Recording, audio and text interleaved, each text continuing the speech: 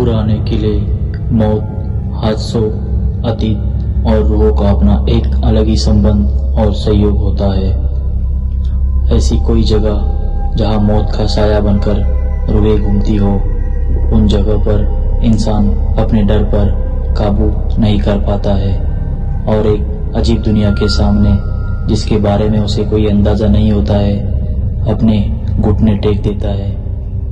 दुनिया भर में कई ऐसे पुराने किले हैं जिनका अपना एक अलग ही काला अतीत है और वहाँ आज भी रूहों का वास है।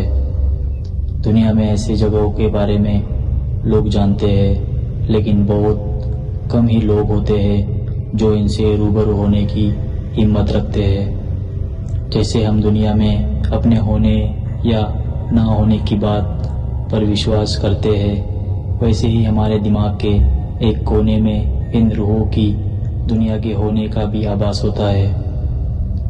ये दीगर बात है कि कई लोग दुनिया के सामने इसे मानने से इनकार करते हो, लेकिन अपने तर्कों से आप सिर्फ अपने दिल को तसल्ली दे सकते हैं। दुनिया की हकीकत को कोई नहीं बदल सकते। कुछ ऐसा ही एक किले के बारे में मैं आपको बताऊंगा, जो कि आपने सीने में एक शानदार बनावट के साथ साथ एक बेहतरीन अतीत भी छुपाए हुए हैं। आज आपको अपने ही देश यानी कि भारत के एक ऐसे डरावने किले के बारे में मैं बताने जा रहा हूँ, जहाँ सूरज डूबते ही रूहों का कब्जा हो जाता है और शुरू हो जाता है मौत का तांडव। राजस्थान का दिल जयपुर में स्थित इस किले को भानगढ़ के किले के नाम से जाना जाता है। तो आइए इस वीडियो के माध्यम से भानगढ़ किले की रोमांचकारी सैर पर निकलते हैं। भानगढ़ किला 17वीं शताब्दी में बनवाया गया था। इस किले का निर्माण मान सिंह के छोटे भाई राजा माधो सिंह ने करवाया था। राजा माधो सिंह उस समय अकबर के सेना में जनरल के पद पर तैनात थे। उस समय भानगढ़ की जनसंख्या तकरीबन 10,000 थी। भानगढ़ अलवार जिले में स्थित एक शानदार किला है, जो कि बहुत ही विशाल आकार में तैयार किया गया है। चारों तरफ से पहाड़ों से घिरे इस किले में बेहतरीन शिल्पकलाओं का प्रयोग किया गया है। इसके अलावा इस किले में भगवान शिव, हनुमान आदि के बेहतरीन और अति प्राचीन मंदिर विद्यमान है।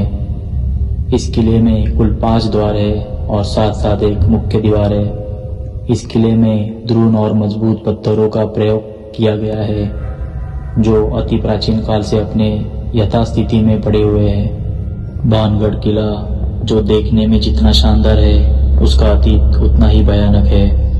आपको बता दें कि भानगढ़ किले के बारे में प्रसिद्ध एक कहानी के अनुसार भानगढ़ की राजकुमारी रत्नावती, जो कि नाम के ही अनुरूप बेहद खूबसूरत थी, उस समय उनके रूप की चर्चा पूरे राज्य में थी और 7 देश कोने कोने के राजकुमार उनसे विवाह करने के इच्छुक थे। उस समय उनकी उम्र महज 18 वर्ष ही थी और उनका यौवन उनके रूप में और निखार ला चुका था। उस समय कई राज्यों से उनके लिए विवाह के प्रस्ताव आ रहे थे। उसी दौरान वो एक बार किले से अपनी सखियों के साथ बाजार में निकली थी। राजकुमारी रत्नावती एक इत्र की दुकान पर पहुंची और वो इत्रों को हाथों में लेकर उसकी खुशबू ले रही थी। उसी समय उस दुकान से कुछ ही दूरी एक सिंगिया नाम व्यक्ति खड़ा होकर उन्हें बहुत ही गौर से देख रहा था। सिंगिया उसी राज्य में रहता था और वो काले जादू का महारथी था। ऐसे बताया जाता है कि वो राजकुमारी के रूप का दीवाना था और उनसे प्रगाढ़ प्रेम करता था। वो किसी भी तरह राजकुमारी को हासिल करना चाहता था, इसलिए उसने उस दुकान के पास आकर एक इत्र के बोतल, जिसे रानी पसंद कर रही थी, उसने उस बोतल पर काला जादू कर दिया, जो राजकुमारी के वशीकरण के लिए किया था।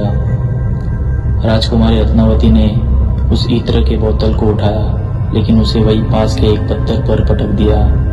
पत्थर पर पटकते ही वो बोतल टूट गया और सारा इत्र उस पत्थर पर बिखर गया।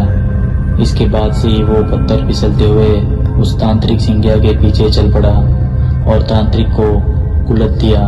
जिससे उसकी मौके पर ही मौत हो गई। मरने से पहले तांत्रिक ने शाप दिया कि इस किले में रहने वाले सभी लोग जल्दी मर जाएंगे और वो दोबारा जन्म नहीं ले सकेंगे और ताउम्र उनकी आत्माएं इस किले में भटकती रहेंगी।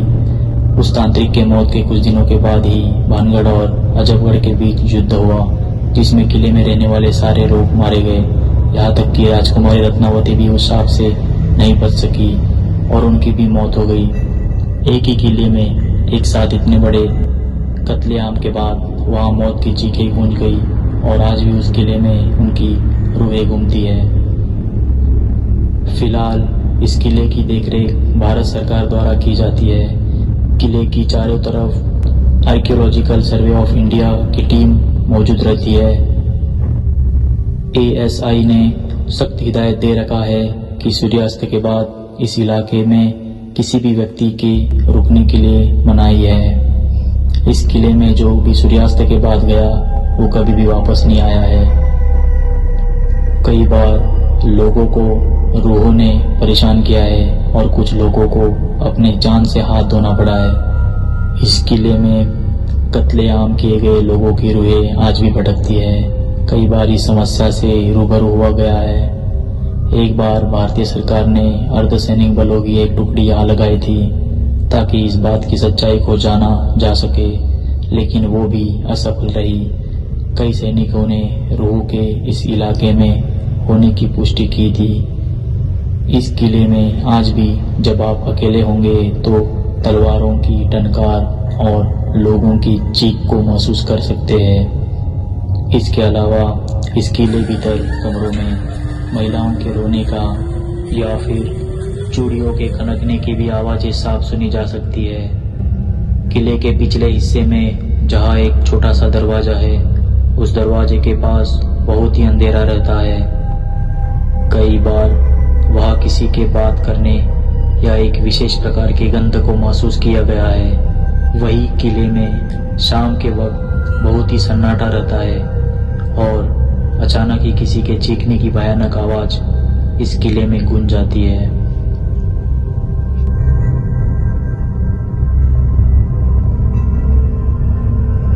ऐसे और रहस्यमय घटनाओं के बारे में जानने के लिए चैनल को सब्सक्राइब करके बेल बटन को जरूर प्रेस करें। धन्यवाद।